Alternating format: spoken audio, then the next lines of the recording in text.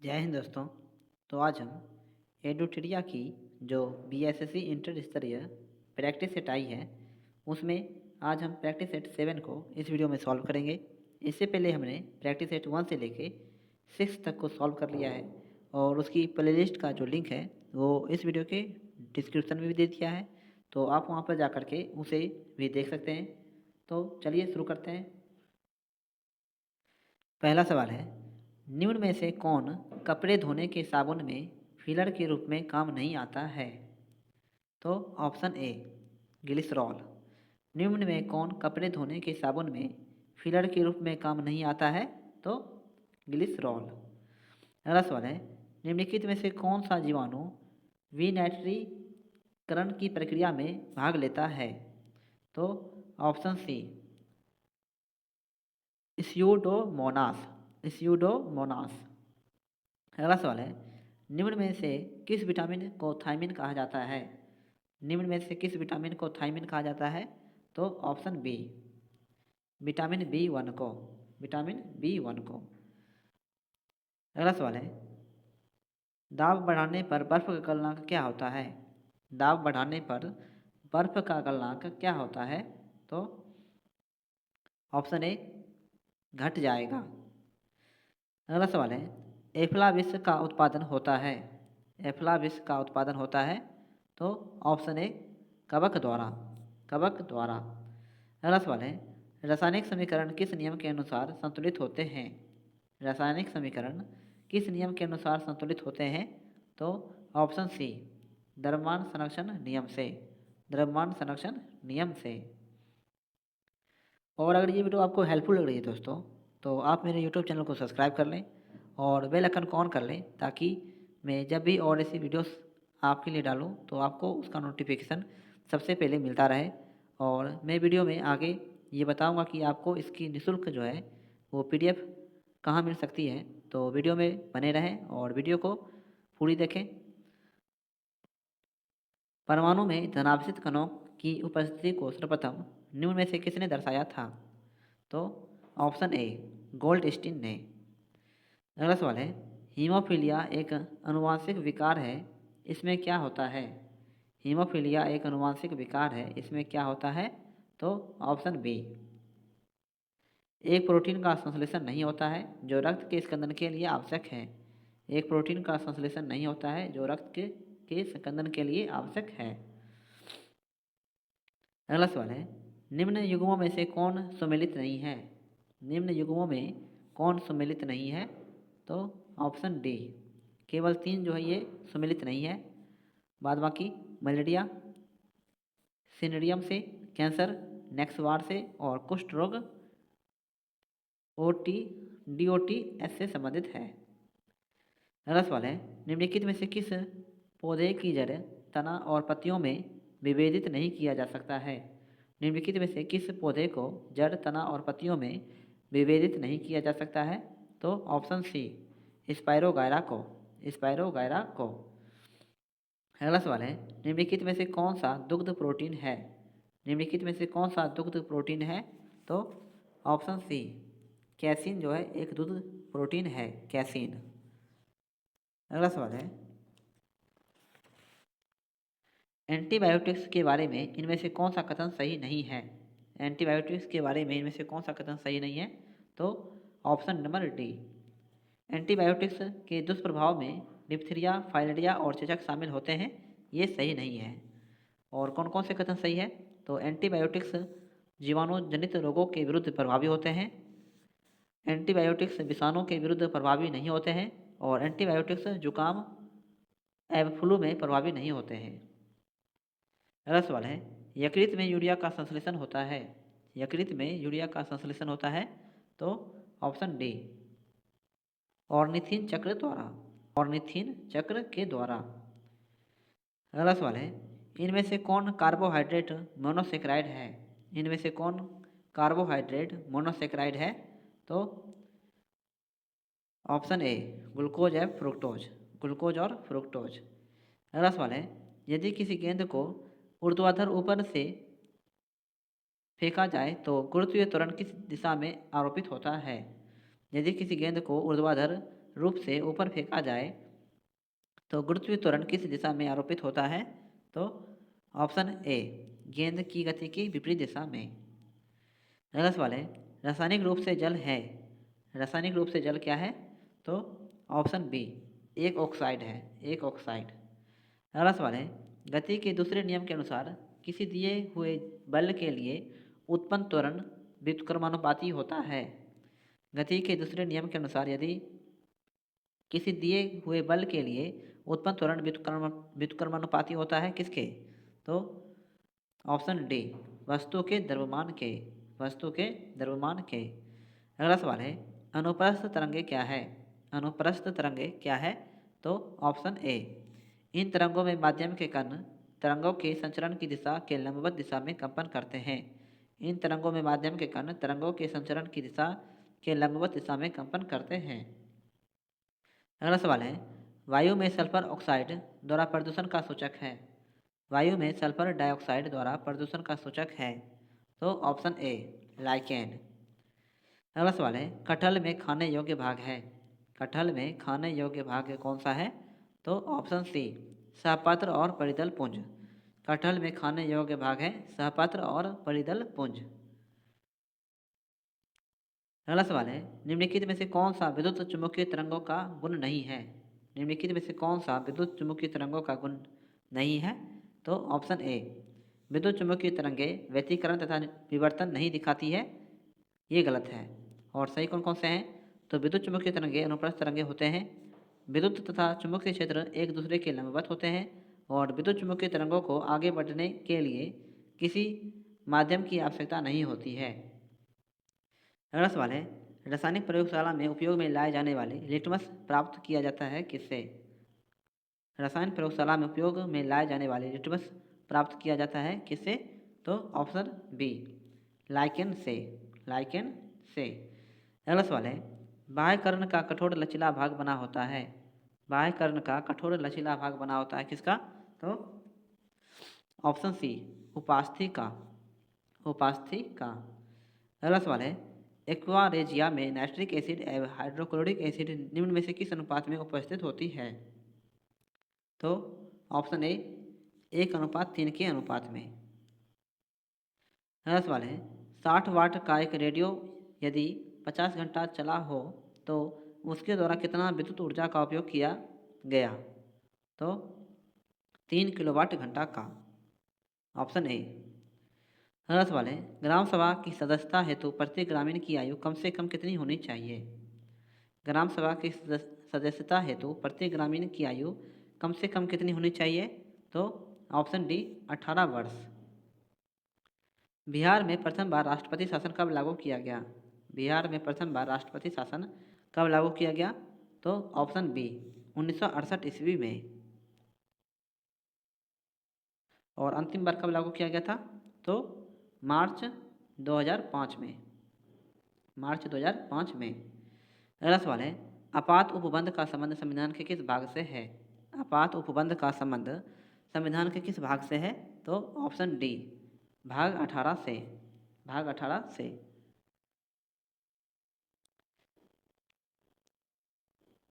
अगला सवाल है, निम्नलिखित में से कौन सा युग्म सुमेलित नहीं है? निम्नलिखित में से कौन सा युग्म जो है वो सुमेलित नहीं है? तो ऑप्शन डी, अनुच्छेद 50 अंतर्राष्ट्रीय शांति और सुरक्षा की अभिवृद्धि से संबंधित है, ये गलत है। और सही कौन कौन से हैं? तो अनुच्छेद 39 से समान न्याय एवं निःशुल्क विधिक सहायता से संबंधित है, अनुच्छेद 29 अल्पसंख्यक वर्गों के हितों का संरक्षण से संबंधित है, और अनुच्छेद 44 नागरिकों के लिए एक समान सिविल संहिता से संबंधित है। अगला सवाल है, भारत के संविधान के अंतर्गत धन विधेयक को प्रस्तुत किया जाता है। भारत के संविधान के अंतर्गत धन विधेयक को प्रस्तुत किया जाता है। तो ऑप्शन ए, लोकसभा में, लोकसभा में। अगला सवाल है, लोक लेखा समिति अपनी रिपोर्ट किसे सौंपती है? लोक लेखा समिति अपनी रिपोर्ट किसे सौंपती है? तो ऑप्शन डी, लोकसभा के अध्यक्ष को, लोकसभा के अध्यक्ष को। अगला सवाल है, निम्नलिखित में से किसने या किन्होंने राष्ट्रपति नियुक्त होने से पूर्व उपराष्ट्रपति के पद पर कार्य नहीं किया? तो किन्होंने नहीं किया था? ऑप्शन ए, नीलम संजीव रेड्डी ने, नीलम संजीव रेड्डी ने।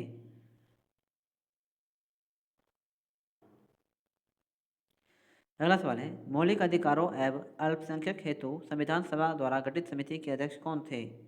तो ऑप्शन डी सरदार वल्लभ भाई पटेल। मौलिक अधिकारों एवं अल्पसंख्यक हेतु संविधान सभा द्वारा गठित समिति के अध्यक्ष कौन थे? सरदार वल्लभ भाई पटेल। अगला सवाल है, किस वर्ष यूरोप में अंग्रेजों एवं फ्रांसीसियों के मध्य सप्तवर्षीय युद्ध आरंभ हुआ था? किस वर्ष यूरोप में अंग्रेजों एवं फ्रांसीसियों के मध्य सप्तवर्षीय युद्ध आरंभ हुआ था? तो ऑप्शन बी 1756 ईस्वी में। 1756 ईस्वी में। अगला सवाल है, हिंदी भाषा के प्रथम समाचार पत्र का प्रकाशन किस स्थान से हुआ था? हिंदी भाषा के प्रथम समाचार पत्र का प्रकाशन किस स्थान से हुआ था? तो ऑप्शन डी कलकत्ता से। और ये कब हुआ था? तो 30 मई 1856 को। 30 मई 1826 को। और ये कौन सा समाचार पत्र था? तो उदंत मार्तंड। उदंत मार्तंड। अगला सवाल है, निम्नलिखित में से किस संस्था का गठन दादा भाई नौरोजी ने नहीं किया था? किस संस्था का गठन जो है वो दादा भाई नौरोजी ने नहीं किया था, ये आपको यहाँ पे बताना है। तो option C Bombay presidency association का स्थापना जो है वो दादा भाई नौरोजी ने नहीं किया था। बाद बाकी लंदन इंडियन सोसाइटी की, ईस्ट इंडिया एसोसिएशन की और बॉम्बे एसोसिएशन की स्थापना जो है दादा भाई नौरोजी ने की थी। अगला सवाल है, निम्नलिखित में से कौन सा कार्य 1931 के भारतीय राष्ट्रीय कांग्रेस के कराची अधिवेशन में हुआ था? तो ऑप्शन डी 1, 2, 3 यानी कि मौलिक अधिकारों का प्रस्ताव पारित हुआ था, आर्थिक नीति का प्रस्ताव पारित किया गया था और गांधी इरविन समझौता का अनुमोदन किया गया था। अगला सवाल है, कांग्रेस के सूरत विभाजन के समय भारत का वायसराय कौन था? कांग्रेस के सूरत विभाजन के समय भारत का वायसराय कौन था? तो ऑप्शन बी लॉर्ड मिंटो दो। लॉर्ड मिंटो दो। अगला सवाल है, बिहार में निम्नलिखित में से किस आंदोलन के दौरान छात्रों द्वारा स्वराज ट्रेन का संचालन किया गया था? बिहार में निम्नलिखित में से किस आंदोलन के दौरान छात्रों द्वारा स्वराज ट्रेन का संचालन किया गया था? तो ऑप्शन सी भारत छोड़ो आंदोलन के दौरान। और ये कब हुआ था? तो 1942 ईस्वी में। भारत छोड़ो आंदोलन कब हुआ था? 1942 ईस्वी में। अगला सवाल है, निम्नलिखित में से किस मुगल शासक ने 2 अस्पा एवं सी अस्पा की नीति को लागू किया था? 2 अस्पा एवं सी अस्पा की नीति को लागू किया था? तो ऑप्शन ए जहांगीर ने। जहांगीर ने।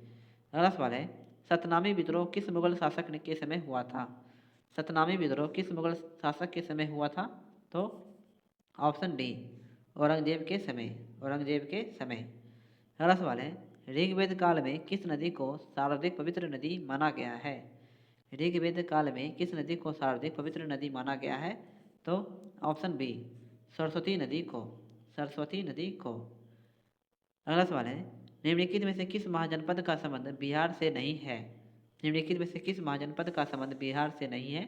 तो ऑप्शन डी वत्स ने। वत्स ने। अगला सवाल है, निम्नलिखित में से किस शासक ने पाटलिपुत्र पर आक्रमण कर वहां से बुद्ध का भिक्षा पात्र एवं एक अनोखा कुक्कुट अपने साथ ले गया था? तो ऑप्शन डी कनिष्क। निम्नलिखित में से किस शासक ने पाटलिपुत्र पर आक्रमण कर वहां से बुद्ध का भिक्षा पात्र एवं एक अनोखा कुक्कुट अपने साथ ले गया था? तो कनिष्क ने। अगला सवाल है, बेरोजगार के सहायतार्थ दिल्ली के निम्नलिखित सुल्तानों में से किसने रोजगार कार्यालय की स्थापना की थी? बेरोजगारों के सहायतार्थ दिल्ली के निम्नलिखित सुल्तानों में से किसने रोजगार कार्यालय की स्थापना की थी? तो ऑप्शन डी फिरोज शाह तुगलक ने। फिरोज शाह तुगलक ने। अगला सवाल है, निम्नलिखित में से उत्तर दिशा की ओर के क्रम वाली पर्वत श्रेणी कौन सी है? उत्तर दिशा की ओर के क्रम वाली पर्वत श्रेणी कौन सी है? तो ऑप्शन डी पीर पंजाल पर्वत, लद्दाख पर्वत, जास्कर पर्वत श्रेणी और काराकोरम पर्वत श्रेणी। अगला सवाल है, सूची 1 और सूची 2 को मिलान करना है नदियां और उसकी सहायक नदियों के बीच। कृष्णा नदी की सहायक नदी कौन सी है? तो भीमा। ब्रह्मपुत्र नदी की सहायक नदी कौन सी है? तो तीस्ता। गोदावरी नदी की सहायक नदी कौन सी है? इंद्रावती। और यमुना की सहायक नदी कौन सी है? चंबल। Option A. अगला सवाल है, कोरोमंडल तट का विस्तार है। कोरोमंडल तट का विस्तार है तो ऑप्शन बी, कन्याकुमारी अंतरिक्ष से कृष्णा नदी डेल्टा तक। कोरोमंडल तट का विस्तार है कुमारी अंतरिक्ष से कृष्णा नदी डेल्टा तक। कुमारी अंतरिक्ष से कृष्णा नदी डेल्टा तक। अगला सवाल है, पीली क्रांति किस फसल के उत्पादन से संबंधित है? पीली क्रांति किस फसल के उत्पादन से संबंधित है? तो ऑप्शन ए, तिलहन उत्पादन से। तिलहन उत्पादन से। अगला सवाल है, निम्नलिखित में से कौन सा युग्म सही सुमिलित है? निम्नलिखित में से कौन सा युग्म जो है वो सही सुमिलित है? तो ऑप्शन बी, मसाई पूर्वी अफ्रीका में पाई जाने वाली जनजाति है, ये सही है। अगला सवाल है, भारत में निम्नलिखित मुंह से कौन सी श्रेणी नवीनतम है? तो ऑप्शन सी, हिमालय श्रेणी जो है नवीनतम है। अगला सवाल है, एक चंद्र दिवस की अवधि होती है। एक चंद्र दिवस की अवधि होती है कितनी? तो ऑप्शन ए, 24 घंटे और 52 मिनट। 24 घंटे और 52 मिनट। अगला सवाल है, सौभाग्य योजना संबंधित है। सौभाग्य योजना संबंधित है किससे? तो ऑप्शन डी, एक नवजात बालिका के जन्म पर वित्तीय सहायता के प्रावधान से। अगला सवाल है, अटल नवप्रवर्तन या इनोवेशन मिशन किसके अधीन स्थापित किया गया? अटल नवप्रवर्तन इनोवेशन मिशन किसके अधीन स्थापित किया गया है? तो ऑप्शन सी, नीति आयोग के द्वारा।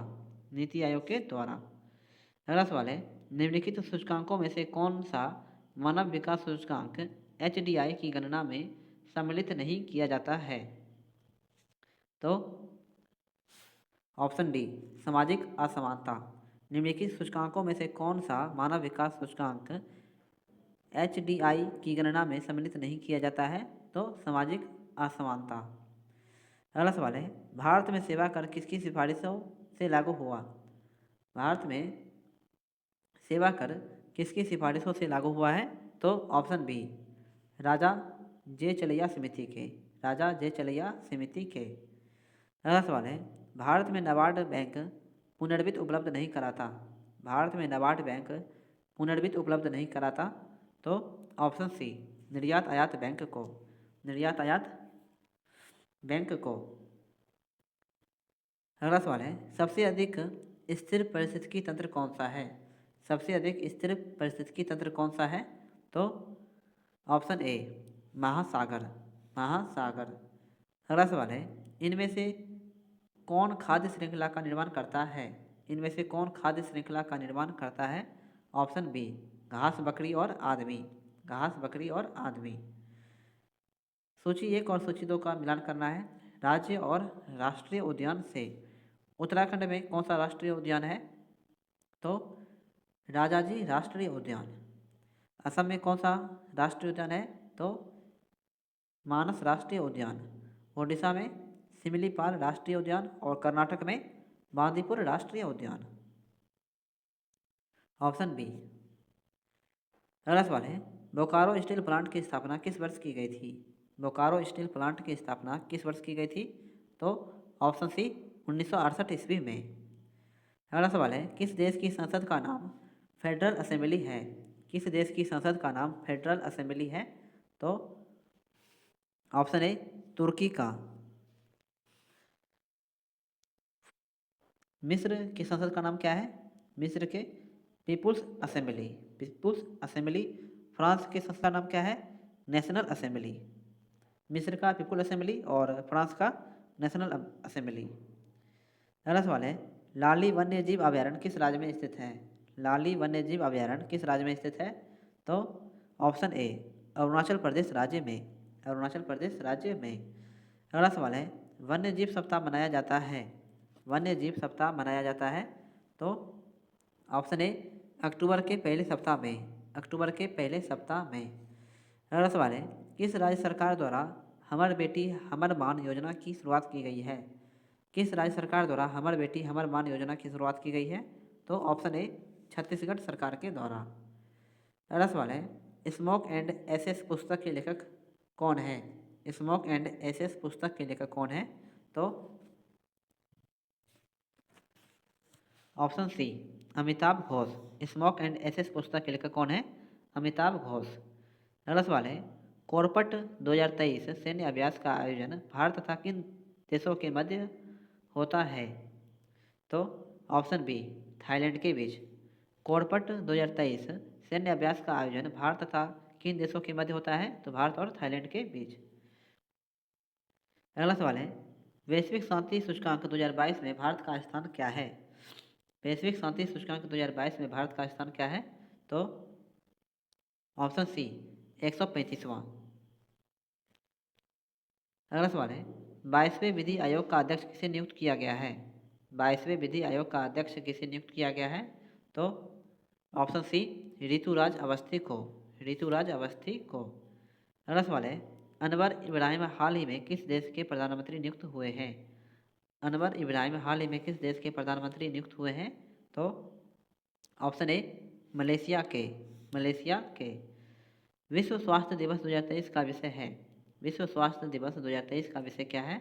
तो option B health for all. Health for all. और यह प्रतिवर्ष कब मनाया जाता है विश्व स्वास्थ्य दिवस? तो 7 अप्रैल को। 7 अप्रैल को। और अगला प्रश्न है एशियन गेम्स 2022 का आयोजन कहाँ किया गया है? एशियन गेम्स 2022 का आयोजन कहाँ किया गया है? तो ऑप्शन ए चीन में। अगला सवाल है भौतिकी के क्षेत्र में नोबेल पुरस्कार 2023 से किसे सम्मानित किया गया है? भौतिकी के क्षेत्र में नोबेल पुरस्कार 2023 से किसे सम्मानित किया गया है? तो ऑप्शन डी सभी में।